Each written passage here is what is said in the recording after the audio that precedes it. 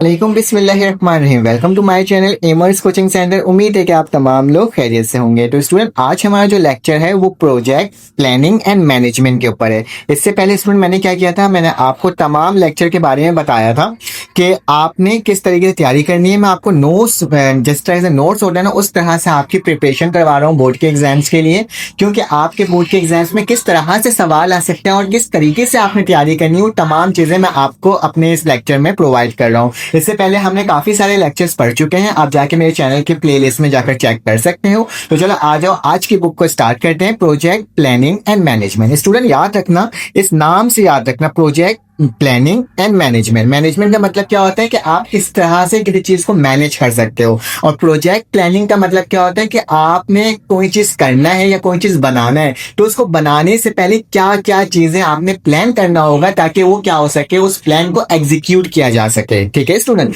तो चलो आ जाओ। हमारे पास मैंने यहाँ पे आपके सामने नोट्स टाइप का प्रोवाइड भी किया हुआ है। ठीक है, तो मैं आपको डेफिनेशन और डेफिनेशन के साथ साथ बुक के अकॉर्डिंग आपको चीजें बताते जाऊंगा। ठीक है, तो हमारे पास 1.4 वाला लेक्चर है जिसके अंदर प्रोजेक्ट मैनेजमेंट है। ठीक है, तो डेफिनेशन के अगर तहत देखा जाए तो project planning and management is the process of defining, organising, executing and monitoring all the activity need to complete software. ठीक है, इसका मतलब क्या है, एक तो नॉर्मल तरीके से देखा जाए तो मैं उसके बारे में बताता हूँ आपको।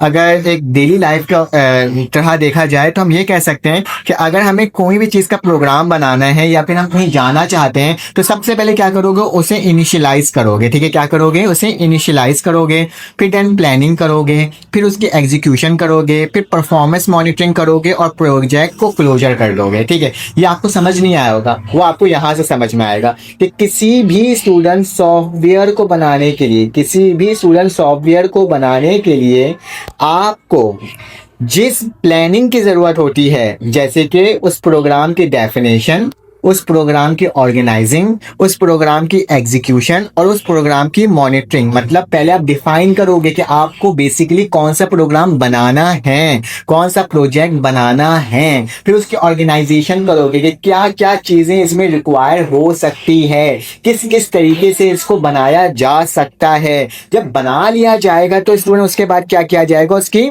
एग्जीक्यूशन की जाएगी। क्या की जाएगी, एग्जीक्यूशन, मतलब उसको किस तरह से इंप्लीमेंट करोगे। ठीक है, देन जब एग्जीक्यूट हो जाएगा तो क्या उसमें कोई गड़बड़ी तो नहीं है, क्या उसमें कोई प्रॉब्लम तो नहीं है, यानी उसको मॉनिटरिंग किया जाएगा। और मॉनिटरिंग किए के बाद तो क्या होगा, आपका एक सॉफ्टवेयर कंप्लीट हो जाएगा। ठीक है, तो स्टूडेंट काफी आसान सा है, मैं आपको तरीके से मैं आपको नोट्स वाइज बता रहा हूँ ताकि आपको समझ में आ सके। यहाँ पे आके ये खत्म नहीं हो जाता। ठीक है, यहाँ पर आके स्टूडेंट ये कंप्लीट नहीं हो जाता, बल्कि आपको ये भी इंश्योर करना होता है कि जो आपका प्रोजेक्ट है क्या वो डिलीवर हो रहा है ऑन टाइम, क्या टाइम पर वो आपको देना है, डिलीवर करना था, ऑन टाइम पे करना होता है, और बजट उसके अकॉर्डिंग होना चाहिए और विथ रिक्वायर्ड क्वालिटी। ठीक है, एक प्रोजेक्ट को बनाने के लिए उसको ये सब तो करना ही होता है, लेकिन साथ साथ उसको ऑन टाइम बनाना होता है, विद इन बजट बनाना होता है, और एक रिक्वायर्ड क्वालिटी के साथ जो उन्होंने बोला था इस क्वालिटी का हमें प्रोजेक्ट चाहिए, उस तरह से आपने बनाना होता है। ठीक है, एग्जाम्पल के तौर पर मैंने सब कुछ प्रोवाइड किया है इसके अंदर। तो एग्जाम्पल के तौर पर स्टूडेंट आप जरा देखो, इसमें क्या लिखा हुआ है, think of like a planning a journey. आप एक प्लान कर लो किसका, स्टूडेंट, जर्नी का। ठीक है, you need to know where you are going. आपको सबसे पहले मालूम करना होगा क्या, कि आपको कहाँ जाना है। तो मतलब ये क्या हो गया, डिफाइनिंग हो गया। आपने क्या करा, प्रोग्राम को डिफाइन किया। ठीक है, फिर उसके बाद है जिसको हम गोल बोलते हैं। ठीक है, how to get there plan, वो प्लान कैसे आप हासिल कर सकते हो। तो क्या हो रहा है स्टूडेंट, उसकी ऑर्गेनाइजिंग हो रही है। क्या हो रही है, उसकी ऑर्गेनाइजिंग हो रही है। How long it will take timeline, कितना टाइम उसका लगेगा। ठीक है, वो आपने फाइंड आउट करना है। And how much it will cost budget, और उसका क्या होगा स्टूडेंट, किस तरह से आप उसके कॉस्ट बजट में बना सकते हो। लेकिन तमाम चीजों को देखते हुए जिस चीज को बनाया जाता है उसको हम क्या कहते हैं, प्रोजेक्ट प्लानिंग या फिर उसकी मैनेजमेंट। ठीक है, अब आ जाते हैं कुछ कॉम्प्रिहेंसिव प्रोजेक्ट प्लानिंग हमारे पास आता है स्टूडेंट। आप इसका स्क्रीनशॉट भी ले सकते हो ताकि आपके पास ऐसा नोट्स टाइप की चीजें मिलती रहे। ठीक है, बिफोर स्टार्टिंग अ डेवलपमेंट, आप किसी भी डेवलपमेंट को स्टार्ट करना चाहते हो, we must do careful the plan this include. आपने याद रखना है कि उस प्लान को बनाने के लिए आपने इन तमाम चीज़ों को क्या करना है, सेटिस्फाई करना है, या फिर इन तमाम चीज़ों को देखना है कि ये इस चीज़ से सेटिस्फाई हो रहा है कि नहीं हो रहा। ठीक है, सबसे पहले आपने क्या करना होगा, इसमें जो पहला पॉइंट है मैं इसका कलर चेंज कर लेता हूँ। इसमें लिखा हुआ understand what need to be done. ठीक है, जो रिक्वायरमेंट होगी आपको सबसे पहले उसकी अंडरस्टैंडिंग करनी होगी कि बेसिकली हम जो प्रोग्राम बना रहे हैं तो उसको जैसे देखो, एक एग्जांपल देखो स्टूडेंट, मेरे प्यारे बच्चों, बहुत ही सिंपल सा एग्जांपल है कि अगर आप किसी प्रोग्राम को बना रहे हो, ठीक है, या फिर आपके पास कोई क्वेश्चन आया है, ठीक है, आपको उसका सोल्यूशन निकालना है, तो हाउ आप किस तरीके से निकालोगे जब आपको उसका जवाब ही ना पता हो, आपको उसका तरीका ही ना पता हो निकालने का। तो सबसे पहले तो आप उसकी रिक्वायरमेंट देखोगे ना कि बेसिकली इसमें क्या क्या चीजें गिवन है, क्या क्या चीजें हमें चाहिए और किस तरीके से आंसर प्रोवाइड करना है। तो ये तमाम चीजें हमारे पास क्या आता है स्टूडेंट, अंडरस्टैंडिंग में आ जाती है और ये रिक्वायरमेंट में आ जाती है। ठीक है, डिसाइडिंग क्या लिखा हुआ है, deciding who will do it, roles and responsibility. आप फिर बोलोगे कि कौन निकाल सकता है। अगर किसी को कोडिंग आती हो, आप उस कोडिंग वाले को क्या आप ग्राफिक डिजाइनिंग वाले को दे दोगे? नहीं ना, बल्कि आप कोडिंग वाले लोग को दोगे। तो आपने रूल्स और रिस्पॉन्सिबिलिटी क्या होती है, आपने आइडेंटिफाई करनी होती है। फिर उसके बाद लिखा है figuring out how it will done, method, tool and resources. तमाम मेथड को देखते हो और तमाम टूल्स रिसोर्सेज को देखते हो। ठीक है, कुछ फ्रेसेस हैं आपके जो एग्जाम्पल आपके पास जो ये बुक के अंदर क्या कहते हैं, जो फिगर था इनिशियलाइजिंग, प्लानिंग, एग्जीक्यूशन, उसके बारे में मैंने यहाँ पे डिटेल में बताया है कि लिखा हुआ है स्टूडेंट इनिशियलाइजिंग। क्या इनिशियलाइजिंग, सबसे पहले क्या होता है student, defining the project goal, same वही है। एग्जाम्पल के तौर पे मैंने आपको ये बताया है, देखिए मैं तमाम एग्जाम्पल्स भी आपको प्रोवाइड किया है कि मैंने क्या लिखा है, deciding decide to create a student attendance app. अब हम क्या कर रहे हैं स्टूडेंट, जा रहे हैं एक स्टूडेंट अटेंडेंस ऐप बनाने जा रहे हैं। तो हमने क्या करा, सबसे पहले डिफाइन किया बेसिकली बनाना क्या है, स्टूडेंट अटेंडेंस ऐप बनाना है। अब प्लानिंग करना है। प्लानिंग का मतलब क्या होता है student, creating a detail schedule, cost estimate, risk analysis. यानी प्लानिंग में क्या क्या चीजें इंक्लूड होती है कि आपने किस तरह से इसे क्रिएट करना है, इसकी कॉस्ट क्या लगेगी, इसके अंदर क्या क्या एनालिसिस करने होंगे। ठीक है, तमाम चीजें इसके अंदर आ जाता है। जैसे कि break the app into the modules, login, mark attendance, report. ठीक है, जैसे कि आपने क्या करा, एक ऐप बनाने से पहले उसकी ना कुछ मॉड्यूल्स बना दी। जैसे कि कौन कौन से मॉड्यूल्स हो सकते हैं, वो मॉड्यूल्स हो सकते हैं कि लाइक हमारे पास मार्क्स अटेंडेंस हो गया, रिपोर्ट हो गया और ये तमाम चीज़ें हो गई। ठीक है, इन तमाम चीज़ों को क्या करना होता है, आपने चेक करना होता है, उसके अकॉर्डिंग करना होता है। उसके बाद स्टूडेंट हमारे पास क्या आता है, एग्जीक्यूशन। क्या आता है, एग्जीक्यूशन। एग्जीक्यूशन का मतलब क्या होता है, इम्प्लीमेंटेशन। इम्प्लीमेंटेशन का मतलब क्या है कि आप क्या करोगे, उस कोड को राइट करोगे, उसको डिजाइन करोगे एंड देन उसे टेस्ट करोगे। ठीक है, तो इससे क्या होता है, आपका जो एग्जीक्यूशन का पार्ट होता है वो कंप्लीट हो जाता है। उसके बाद आपने परफॉर्मेंस मॉनिटरिंग करनी होती है। परफॉर्मेंस मॉनिटरिंग का मतलब क्या होता है स्टूडेंट, कि आपने ट्रैकिंग प्रोग्रेस करना है, इंश्योरिंग का डेडलाइन करना है, बजट में बनाना है और ये तमाम चीज़ों को देखना है और इसकी परफॉर्मेंस कैसी है वो भी इसको चेक करनी है। ठीक है, क्लोजर में क्या होता है student, completing the project, deliver the final product and preparing the documentation. याद रखना है, एक प्रोजेक्ट बनाने के बाद उसकी डॉक्यूमेंटेशन की भी हमें क्या होती है, नीड होती है। उसके अकॉर्डिंग हमें क्या करना होता है, इस चीज़ को करना होता है। आपको समझ में तो आ ही गया होगा क्योंकि मैं स्टूडेंट मेरे प्यारे बच्चों मैंने आपको एग्जाम्पल्स के तौर पे बताया है। अगर आपको मेरी वीडियो अच्छी लग रही है और आपको समझ में आ रहा हो तो प्लीज चैनल को लाइक और सब्सक्राइब जरूर कर दें student. Example and activity, ask the student to plan a class library management student using the 5 phases. ठीक है, अब आपको मैं एक वो दे रहा हूँ, क्या बोलते हैं, टास्क दे रहा हूँ कि ये 5 जो फेजेस है, ठीक है,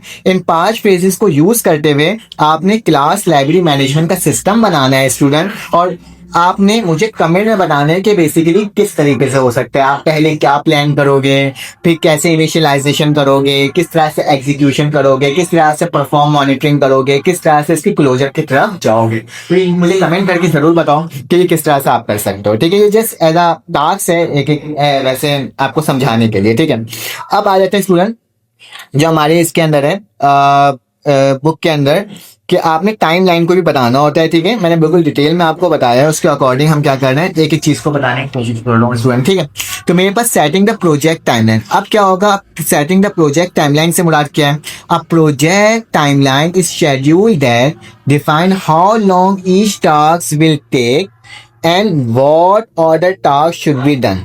ठीक है, मतलब अगर आप प्रोजेक्ट को टाइमलाइन के अकॉर्डिंग शेड्यूल करते हो कि कितना इसको कंप्लीट करने में टास्क, मतलब कितने कंप्लीट करने में आपको टाइम लगेगा। ठीक है, और किस तरह का ऑर्डर है जिसको आपने क्या करना है स्टूडेंट, आपने डन करना है। ठीक है, ठीक है। तो ये तमाम चीजें जो होती है वो प्रोजेक्ट टाइमलाइंस के अंदर होती है। ठीक है, जैसे कि मैंने यहाँ पे भी आपको बताया था ऊपर के साइड कि आपने किस तरीके से टाइमलाइन को शो करना होता है। बेसिकली यहीं पर कहीं था, फिलहाल मुझे नजर नहीं आ रहा, खैर आगे चलते हैं। ठीक है, खैर example for an quiz system. ठीक है, for an online quiz system, आप ऑनलाइन क्विज सिस्टम कर रहे हो। ठीक है, अब आपने क्या करा, इस प्रोजेक्ट को बनाने के लिए किस किस चीज में कितना कितना टाइम लगेगा, तो आपने खुद एग्जीक्यूट करा। कि सबसे पहले आपने यूजर इंटरफेस डिजाइन बनाने के लिए 1 हफ्ता लिया। कितना हफ्ता लिया स्टूडेंट, 1 वीक लिया। ठीक है, बैकएंड डेवलपमेंट के लिए स्टूडेंट आपने क्या करा, आपने 2 वीक्स लिया। ठीक है, बैकएंड डेवलपमेंट के लिए आपने 2 वीक्स लिया। फिर उसके बाद क्या है स्टूडेंट,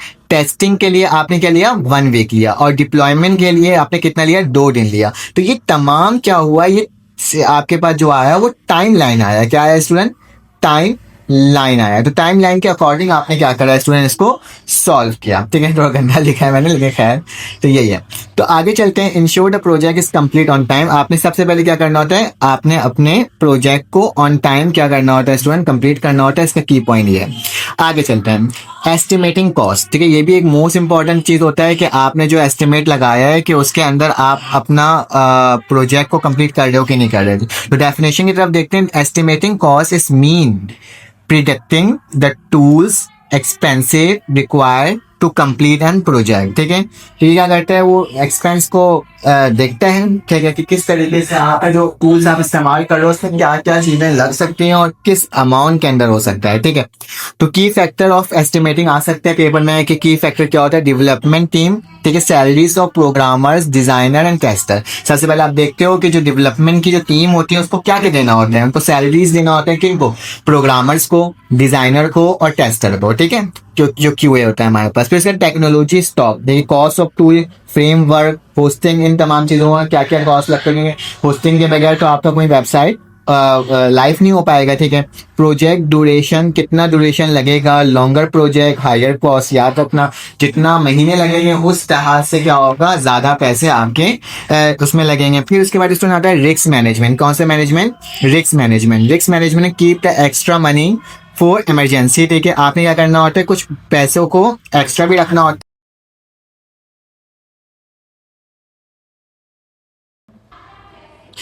अब हमारे पास क्या स्टूडेंट, एग्जाम्पल के तौर पे मैं आपको समझाने की कोशिश करता हूँ। तो इसमें लिखा हुआ है कि इफ 3 डेवलपर वर्क 2 मंथ। ठीक है, 3 डेवलपर है जो कि वर्क कर रहे हैं 2 मंथ और 1000 पर मंथ ईच। तो वो क्या कर रहे हैं, $1000 ले रहे हैं पर मंथ। जैसे कि अगर एक डेवलपर है तो वो $1000 लिया। ठीक है, अगर वो 2 महीना काम करेगा तो 2 से मल्टीप्लाई कर दो तो कितना हो जाएगा स्टूडेंट, $2000 हो जाएगा। ठीक है, अब याद रखो 3 वर्कर्स हैं क्योंकि यहाँ पे लिखा हुआ है 3 डेवलपर्स हैं। ठीक है, तो इसको मल्टीप्लाई कर देते हैं 3 से, तो मेरे पास क्या हो जाएगा स्टूडेंट, $6000।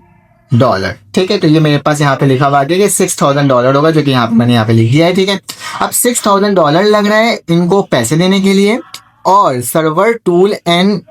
सर्वर एंड टूल्स के लिए स्टूडेंट ₹1000 लग रहा है। तो मतलब इसमें प्लस क्या कर दो, $1000 और कर दो। तो दोनों को जब प्लस करोगे तो स्टूडेंट क्या हो जाएगा, मेरे पास जो एस्टिमेटेड कॉस्ट आएगी वो $7000 आ जाएगा, जो कि ये है। ठीक है, समझ में आ गया।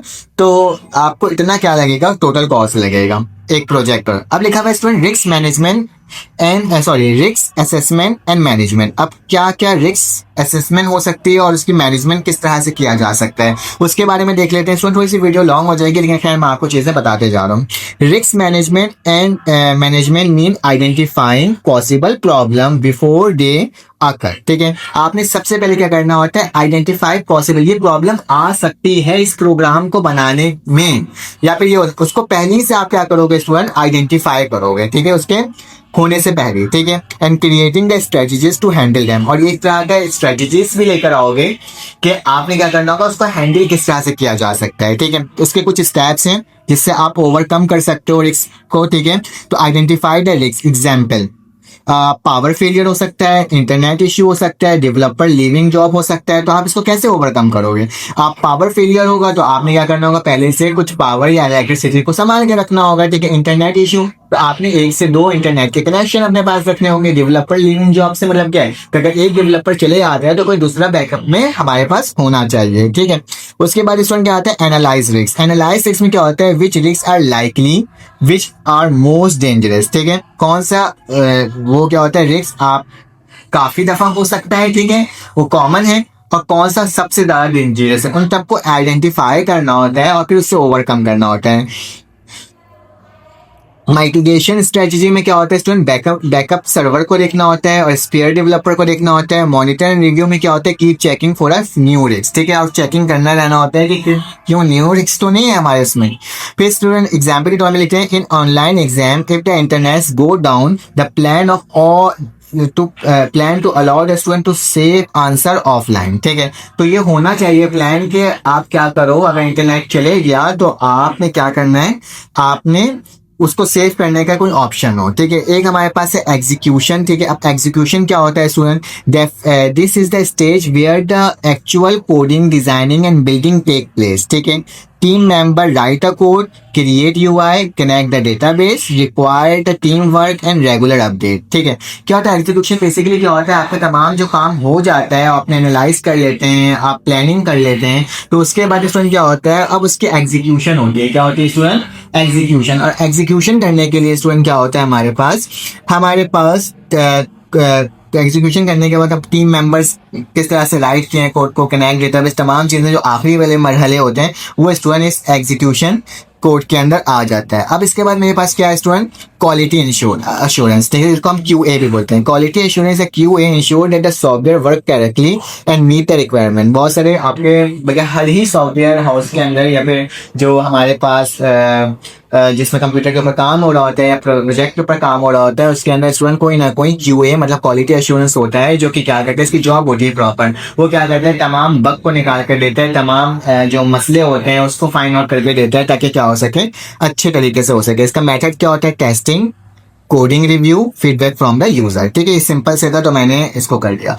तो स्टूडेंट ये मैंने आपको आज के लेक्चर में बता दिया कि आपके पास किस तरीके से प्रोजेक्ट मैनेजमेंट एंड आपके पास क्या होता है student, project management and planning होती है, ठीक है। आप इसका स्क्रीनशॉट ले सकते हो ताकि आपके पास ये तमाम मटेरियल आ जाए स्टूडेंट।